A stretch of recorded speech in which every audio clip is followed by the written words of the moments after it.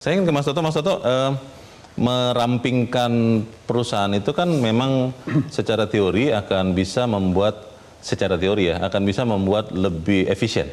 Ada Gio mengatakan big giant cannot dance, dan kalau si gendut ini sudah dirampingkan artinya bisa lebih gesit. Angka 1000-an menjadi 250 yang Anda amati, itu memang sudah ideal, sudah akan efektif atau seperti apa, Mas?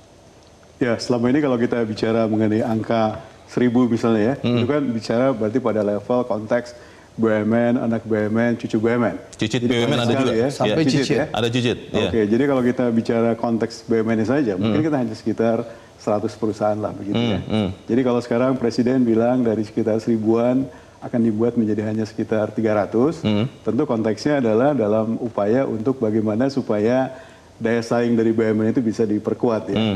Jadi seperti tadi disampaikan, misalnya ada beberapa konteks yang sudah dijalankan, misalnya lewat proses merger, lewat proses penggabungan dalam bentuk beberapa holding atau subholding dan lain-lain.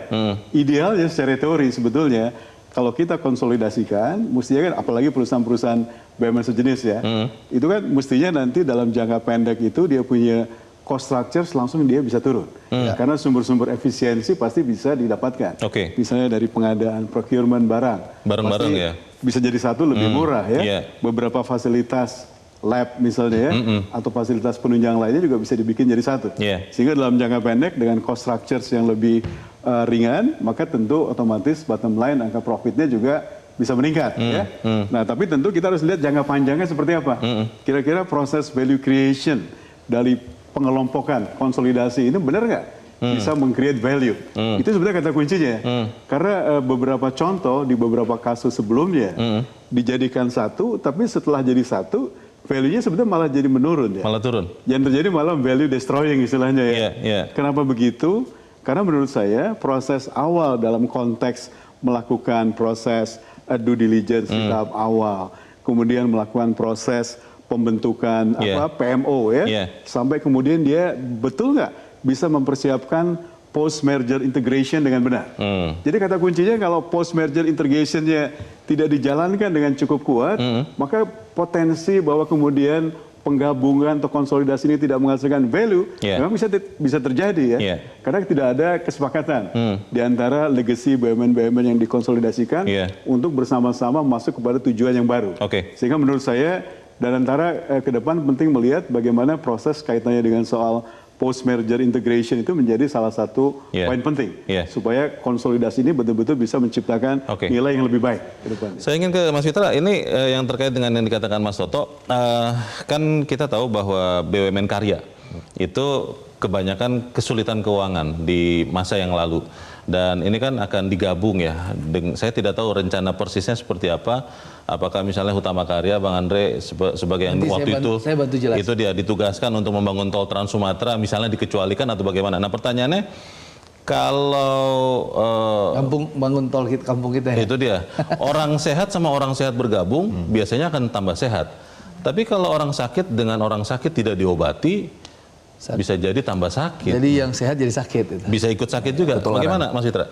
Iya, nanti detailnya juga bisa dibantu oleh Bang Andre. Tapi intinya seperti ini. Jadi kalau kita melihat contoh lain ya, seperti misalnya Bank Mandiri, itu kan juga merupakan bagian dari merger dan acquisition ya. Dan mana kita melihat Bank Mandiri itu sekarang menjulang ya di level regional bahkan global.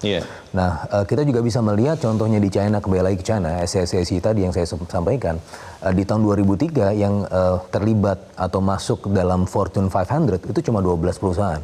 Tapi ketika mereka melakukan restrukturisasi, artinya dikecilkan, efek skala ekonomisnya diperbesar, ya, yang sebelumnya ada 196 perusahaan, itu menjadi kurang lebih 50-an ya, dalam beberapa tahun. Dan itu mereka berhasil untuk mengangkat ya tidak hanya 12 tapi 44 perusahaan masuk ke Fortune 500. Itu Cina ya? Iya, berarti kan ada value creation tadi yang seperti disampaikan oleh Pak Toto ya. Jadi memang intinya saya sepakat bahwa roadmap-nya ke depan adalah kita melihat yang baik-baik, salah satunya contohnya adalah Bank Mandiri tadi yang pastinya akan menjadi roadmap dan antara juga. Jadi kalau misalnya memang tidak bisa diselamatkan ya tadi seperti Bang Andri sampaikan ya bisa dijual, bisa di merger atau bisa di kalau misalnya kita melihat pengalaman yang lalu dia dijual atau dilikuidasi ditutup gitu ya. Bang Andre mungkin bisa jelasin ya terkait dengan ini utama Saya langsung ke Bang Andre. Jadi gini, sebentar saya mau bertanya dulu sebentar. Dasar penentuan yang mana yang akan surviving, termasuk bisnisnya, itu apakah juga sudah ada? Karena bicara misalnya airline Bang, kan Garuda masih tetap struggling dengan utang masa lalunya. Tapi kan kalau misalnya mau ditutup nanti kita nggak punya national flag carrier, itu bagaimana? Ya, satu-satu ya. Yang pertama yang Pak Toto tadi, bahwa Pak Toto tidak usah khawatir, tadi saya sampaikan bahwa tahapan penataan BUMN ini dilakukan secara hati-hati dengan roadmap yang jelas oleh Danantara. Yang tadi saya jelaskan tadi. Lalu yang kedua, kita bicara karya.